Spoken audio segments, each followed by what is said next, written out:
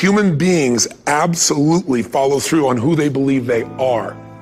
If you said to me, well, I'm really gonna work hard to stop smoking, but I've been a smoker my whole life and I am a smoker, I know your days are numbered. You're gonna be back smoking cigarettes again, because we all act consistent with who we believe we are.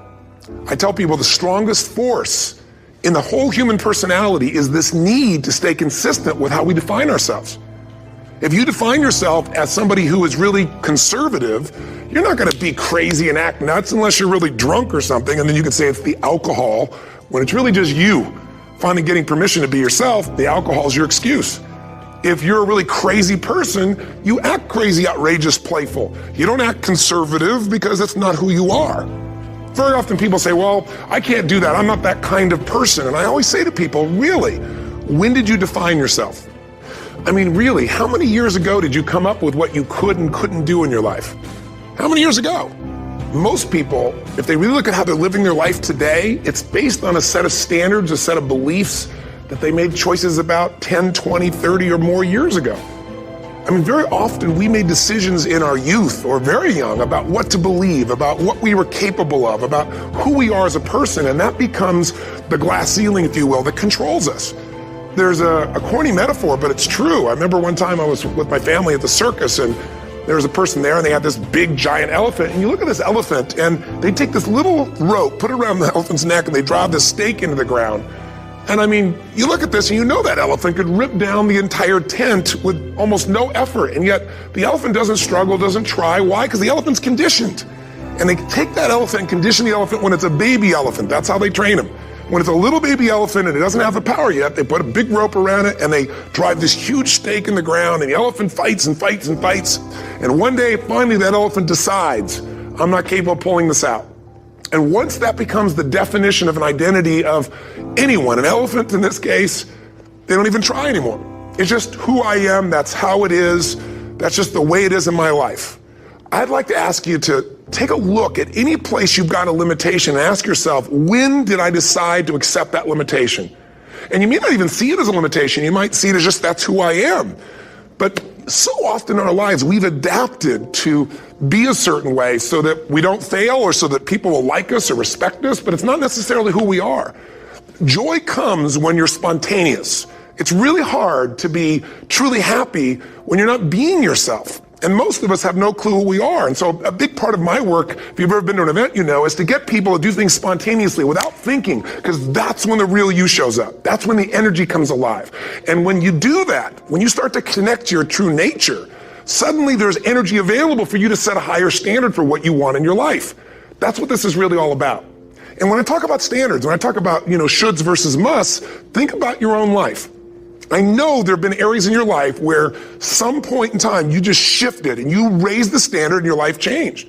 Because whatever people have their identity attached to, they live. We live who we believe we are. That's just how it works. It's just kind of like, I'll give you an example. Look at your physical body. Your physical body today is an absolute reflection of only one thing, not your goals, not your desires, but your standards. The identity you have for yourself. If your standard is you're an athlete, then there's a certain amount of strength, a muscle tone, and energy that's available in your body on a regular basis because that's who you are. And so you do whatever's necessary to maintain that identity. Again, the strongest force in the human personality is this need to stay consistent with how we define ourselves. Because if you don't know who you are, you wouldn't know how to act. Once you lock in on that identity, your brain finds a way to keep you there. If you say, man, I'm overweight, I've always been overweight, I'm big boned, and that's the story you've got, then you're gonna always find a way to get back there. That's your settling point. That's your identity. That's where things lock in. If you see somebody who's in really great shape, you ask them, do you work out? You know the answer. Yes. How often? And they'll tell you 3 times, 4 times, 5 times a week, whatever. In a seminar, I'll ask people, who here works out at least 5 days a week? And I'm stand up. And you look around that room and you know that they work out 5 times a week because you can see their body. You don't just get a result without some kind of action, without some form of ritual. Ritual meaning actions you do consistently. Now, do you think those people that are out there working out 5 days a week, do they have more time than you do? Or I have, or anybody else? Of course not. Is their life less busy? Of course not. It's just a must for them. They must work out that way, and they've made that turn and their life changed. So I'm not saying you have to work out 5 days a week. I'm just saying whatever you really want, wants don't get met consistently. Standards do. Whatever you identify, this is who I am. And so it's not so much about changing your identity as there's expanding it. Deciding that, instead of your goals to lose 10 pounds, which is not compelling, what if your vision was to get back to my fighting weight? This year, this month, this next 90 days, I'm going to transform my body. I'm going to take on a new challenge. I'm going to find some technique or strategy, there's a million of them, that can reframe myself where I want to feel younger, stronger, more vibrant than ever before. Here's my reasons. Because I want the energy to really make my life work. Because it's tough out there and I want to be stronger than I've ever been before. I want to go in front of the mirror and if I'm naked, not, want to laugh. I want to look there and take a good look and go, yeah, I'm proud of whatever I see there. Whatever it takes, something's going to make you laugh, smile, something that's going to tease yourself, but something's going to move you to another level. If you identify yourself in a new way and you own that every day, and that becomes the standard of how you live, you'll find the way to make that standard real. Money's the same way. Think about it. It doesn't matter what's happening, quote unquote, in the marketplace. People that make money find a way to make money no matter what, don't they? I mean, most people's standard is to pay their bills. So that's what most people find a way to do, even when economic times get tough. Most people, if that's their absolute standard, they find a way. Some people's standard is pay their bills most of the time. And so most of the time they do. Some people's standard is not just to pay their bills, but to take care of their family and maybe even some of their friends. And they find a way. In fact, some people may be in a family where they don't have enough money. They barely have money to pay their bills. They work their guts out. And then somebody, their mother, their father, somebody else, their sister gets ill, and there's not enough money to take care of it. Nobody else has money in the family. They don't either, but they find a way to get that money to take care of their mother or father, don't they? And pay their bills. They never could do it before. Why? The situation made them raise their own standard. And not everybody does that. Somebody else in the family might have money and still not take care of their mother. It all comes down to the inner game, my friends. Changing your life is a change in the inner game. The outside world you can't control, but you have absolute control over this one if you learn the dynamics of what shapes you. And identity is one of those simple, clear, fundamental basics that if you start to shift it, everything else will shift in your life as well. Some people, by the way, have to have more than enough money to do what they want, when they want, where they want, with whomever they want, contribute the way they want. And if that's their must, they find a way. I know that sounds overly simplistic, but it's true. Somebody once said you could take all the money in the world out of the hands of everybody, out of all the wealthy people in the world who are really successful, give it to other people. It wouldn't take too long. Those people would have it back in their hands. It's not because they're manipulative. It's because they have a standard. Some are manipulative, don't get me wrong, but they got a standard of what they're going to find a way to make happen. I'm just simply saying to you, take those 3 magic words and live them. Raise your standard. And if you really want to do it, then I'll tell you the most important secret. Have you ever done this? Have you ever told yourself you're raising your standard? Okay, I'm going to go make this happen. I'm going to go make this much money. I'm going to transform my kids. I'm going to create the ultimate relationship in my life. I'm going to transform my body, whatever it is. And then you don't have strong enough reasons and you don't use it. You don't follow through. It's because you didn't back up your standards with what makes those standards real, and that's rituals. Rituals are where the power is. Whenever we do our Robbins results coaching, we say Robbins equals results, the way we get results with people, it's the same way if you listen to my Ultimate Edge program, or back in the old days, Personal Power, or if you went to one of my seminars. You know what I do is I take these huge challenges you got and we break them down into little bite-sized steps. Little things you do each day that after you do them, you get so much momentum that it's easy to succeed. You're not overwhelmed. You have these victory day after day after day on little things. If you went through Ultimate Edge, I'm sure you learned about the hour of power, or the 15 minutes to be able to be fulfilled, or 30 minutes to thrive, where you literally just condition your body and emotion with a couple little rituals. So it doesn't matter what's going on in your world, you feel that strength, and it's not fake, it's not some pump up, it's coming from inside you, and it works. Rituals define us. See, all the results in your life are coming from your rituals. They start with a standard and then have rituals that follow it up. Like, for example, if you are where you want to be physically, you have very different rituals than if you're not where you want to be physically. If you're overweight, you and I both know you got a different ritual than if you're physically fit. Completely different. You get up in the morning, what's the first thing you do if you're fit? Your shoes are there, you roll over, Doesn't matter how you feel, you put on your shoes, you lace them, you start walking, or whatever that ritual is. If you're overweight, you roll over and you have a very different ritual. You might roll over several times to turn the alarm clock off. You go in and get your mocha, smocha, whatever, special coffee. You stop by at Starbucks, or whatever the case may be. You have your nice sugar muffin. It's supposed to be really nice for you. Whatever you do, it's a different ritual. If you have a great, passionate relationship, you have very different rituals in how you come home than if you have a lousy relationship. When you come home and the first thing you do is you're tweeting somebody, or you're emailing, or flipping on the news, or you don't even come home. What are the rituals? Whenever I study people that are successful, what I look for is what's the standard they hold themselves to, and then what are all those little rituals that add up? Because think about it. Success and failure are not giant events. They don't just show up. You don't just suddenly become successful or suddenly have this cataclysmic event that makes you fail. It may look that way, but failure comes from all the little things. It's failure to make the call. It's failure to check the books. It's failure to say, I'm sorry. It's failure to push yourself to do things physically that you don't want to do. And all those little failures day after day come together until one day some cataclysmic event happens and you blame that. That event happened because you missed all the little stuff. Do you agree with me? And success, by the way, is not some overnight event. It's all these little things. Success is having a vision. Success is making it compelling. Success is really seeing it and feeling it every day with strong enough reasons. Success is feeling the sense that I'm here to grow and I'm here to give something to the world more than just myself. Success is caring about other people. Success is calling and saying, I love you in the middle of the day for no damn reason. Or sending a note. That'll change your relationship. Have a ritual of something funny, playful, or a surprise you do. How many relationships are dead today because they have no surprise rituals anymore? You need to have some rituals, some cool things you do that nobody else does that gives you a better life than anybody else has. All the little stuff. That's where success comes from.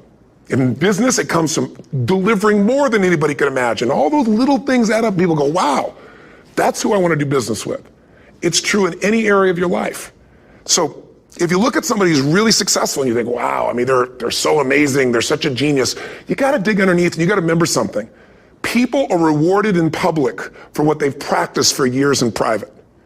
Myself and my business people say, how do you get up and speak? And you have no notes and you go for 3 days and nights and the room is like, everybody's wired and it's incredible. It's like a rock concert. How do you do that? How do you have that confidence? Oh, it's not confidence, it's experience now. But I did so much behind the scenes and I still do to make things right. How many people would know that since the time I was 17 years old, before I walk on stage, still do to this day, wouldn't need to do it, but I still do it, I never walk out there without being in an absolute peak state of mind.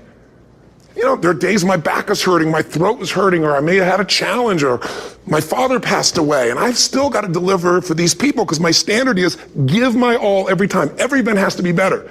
Talk to anybody who's been to our events for 5, 10 years, some of our trainers, and they'll say, I don't know how he does it. He always finds a way to make it better. That's not an ego thing. That's a standard in me. I have to find the way. And my ritual, though, is I prepare, I think, I gather new information, I figure out how to put something across better. What do people need? I spend time with our customers. I see what's going on. And before I get on stage each time, I have this little ritual to put myself in a state of mind.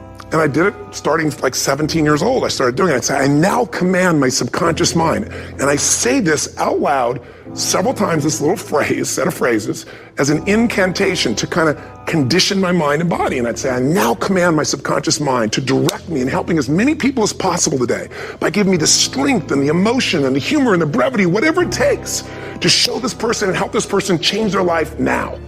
And I started that with a person when I worked with people one-on-one, and I would do that for 45 minutes driving in my Volkswagen to go serve and coach somebody for the first time. Now I don't say that person, I say these people, and I can go out in a room of 10,000 people and deliver for 50 hours, and I do it every time I come back on stage. It's a ritual to go into peak state. Peak states don't just show up, they don't interrupt you. Great ideas don't interrupt you, you gotta pursue them. I talked to Michael Jordan, I'll never forget, at the peak of his career, and got to watch his final game, saw him backstage and spent some time with him, and it was a pretty exciting time. He was the greatest basketball player I think that ever lived and has ever lived. And I asked him, I said, what sets you apart, Michael? What is it? And is it God-given talent, ability, skill? What is it? And he said, Tony, he said, I can shoot you straight. It's not, me trying to act humble. He goes, I have a lot of talent, a lot of God-given talent, a lot of skill. I've worked really hard. But he said, really, it's my standards. He said, every day I demand more from myself than anybody else could humanly expect. I'm not competing with somebody else. I'm competing with what I'm capable of. Magic formula. Because most of us lower our standards. Why? Because who you spend time with, my friends, is who you become. One of the biggest reasons I started going to seminars when I was like 17 is I had nobody around me as a great role model. I could read about somebody, but being around people, being in that environment was very different. Finding a way to go to work with someone who lived that standard of life was very different. You get around people with low standards and you compete with it. You don't need to compete with it. It's like, okay. I mean, remember Jerry Springer? I don't know if he's still in the air, but I remember he used to get people on the show and I thought, where would he find these people? And why would people watch? I'll tell you why they watch. They watch these people and go, my life's still pretty darn good compared to that person. Look at them. You don't have to change your life. All you have to do is find somebody with a lower standard and you'll feel good about yourself. But if you feel that good feeling, it's an illusion. The only thing that's going to make you happy, my friend, and this year or any other, is to step up. It's to raise the standard. It's to discover what you're capable of and feel that incredible power of pushing through whatever's holding you back and get to the other side of more of your true self. That's what this game's all about. And look at the best of the world in anything. Tiger Woods, what's his vision? To win golf tournaments? No, to be the best that ever lived. That's his goal. That's his vision. But here's what's interesting. He backs it up with rituals. If you just have a vision and you don't have the rituals, stop lying to yourself. His rituals are, he started doing things nobody did before. He went and started lifting weights. Golfers lifting weights? No way. He went out and he changed his swing when he was the best in the world because he realized in order to be the best that ever lived, he was going to have to change his swing. If you know anything about golf, you don't change your swing when you're the best. And he went and retrained himself because he has different rituals than other golfers. Now many people are modeling his rituals to get better. It's amazing. You know, you look at somebody like Michael Phelps, the 2008 swimmer, won 7, only 2 people, I think, in history, if I remember correctly, that have gotten 7 gold medals in one session. And here's a guy, he's got number 6 under his belt, and he's exhausted, and he's going in for that final swim. I'm sure you remember. And how does the guy win? By 1/100th of a second. Do you think that was some massive skill that got him over the top? Or was it a standard that says, this is who I am? I am the champion. And no one is taking this from me. And somehow in those final milliseconds, 1/100th of a second, he pushed himself just beyond his competitor. But you know about Michael Phelps? What allowed him to be able to push beyond that moment is his rituals. Go study the guy. Most people who swim have these unbelievable workouts. He does 2 and 3 of those workout sessions a day. All the other swimmers in the beginning thought he was insane. You're going to overtrain, you can't do that, it's not physically possible. But he had a standard and the rituals to back it up. So here's my final message to you, because I've gotten carried away. I thought I was going to send you like a 5-minute message, but as you can see, there's no script here. It's just me going a little crazy with you, but I want to really see you get what you want this year. Don't let this year be like last. And if last year was great, still don't let it be that way. Raise the standard. If your life is perfect and extraordinary, you darn well know you're not going to be happy unless you keep making it better. That's what makes us feel alive. It's not what we get that makes us happy. It's who we become and what we're able to give because we become more. That sense of contribution is what creates the deepest meaning. So here's my assignment for you if you want one. If you want to go from conversation to some action, here's a simple thing to do. What's an area of your life right now that you really want to improve? What's an area that's important to improve? If your body's great, how about your career? If career's great, how about your relationships? Intimate one especially, or your kids. Or your relationship with your creator, your spiritual side of your life? Or is it your finances? Figure an area that really matters. Decide on that area. Number 1, write down what your life is like in that area right now as specifically as possible. So you might say, well, I'm 13.5 pounds overweight, whatever the weight is, whatever the situation is, or my body fat's like this, or I wake up exhausted in the morning, and you write the truth of where you are right now. So you're real clear. Or I'm not in a relationship. I say I want a relationship, but I'm not in one, and I don't seem to find them. All the good ones seem to be gone is my belief. And I really do want one, but I don't have it. Whatever your definition. Or I'm in a relationship, and God, I wish I wasn't in a relationship. I'm planning my escape. Wherever you are. Or I have a wonderful relationship. We love each other, but there just isn't enough passion. Just write the truth of where you are. The area you want to change, but write how it is. And then the second step is, this is where you got to be really honest with yourself. What are the rituals that have put me there? Because whatever results you're getting, even if you don't like the results, there's some rituals that are keeping you in that place. There's some rituals of what you eat or don't eat, how you move or don't move, how you sleep or don't sleep. There's some rituals in the lack of variety or spice or energy or focus in an area. There's something you're doing, and it's usually not one thing, it's a bunch of little things that you kind of do consistently whenever you think about getting in a relationship, whenever you think about working out, whenever you think about money. You get yourself in a state of overwhelm. You start thinking about all the things you can't control. Just write down all the rituals you have, and then here's the third step. What do you want? What's your vision? And be really specific. I want to be my fighting weight. I want to be the strongest I've ever felt. I'm going to turn my, whatever it is, be specific. And then, last step number 4, what are the rituals that'll get you there? What would you need to do differently each morning if you're going to be that kind of energy, that kind of strength? How often would you work out? What days would you work out? What time? A ritual is something you do consistently, usually at a specific time, so it becomes automatic. Let me tell you something. Willpower doesn't last, but rituals can last a lifetime. I bet you have some rituals in your life right now you've been doing for years, even though some of them don't serve you. I'm just saying, wake yourself up. If you want a new year and a new life, you don't need to start on January 1st. Start today. Start with this little video. And just begin to see what happens and see how easy it is to just do a few little rituals. Don't do them all, just do 2 or 3 new things. And you know what happens? You'll get momentum. Because once you discipline yourself in one area of your life, you feel yourself doing it in other areas as well. I always say something that my original teacher taught me. I always remind people, there's always 2 pains in life. There's the pain of discipline, or there's the pain of regret. And discipline weighs ounces, as my friend Jim Rohn taught me. Regret weighs tons. You don't want to have regret. So right now, what do you want to change? What's it really like? What are the rituals that got you there? That'll take a little homework. If you're not sure, ask the people around you. They'll tell you what your rituals are. What do I really want in depth? What are the rituals that will get me there? And then get yourself to start a few of those actions and lock them in place. If I can help you in any way, we're here as a company to support you. Come have an event with us. Come to Unleash the Power Within or Mastery University, or get a coach. You can get a free coaching session if you call our company and click on something on this. Will probably have something on it, or get a product, or don't do anything with us, but do something with somebody, starting with you. If you make the changes in yourself, you're going to be proud this year, and no amount of money or accolades from other people can mirror the feeling of being proud of knowing you've taken back control of your life, or you've taken a great life to another level. Because once you do that, you have something you can give other people, whether it be your kids or your friends or your family, and ultimately that's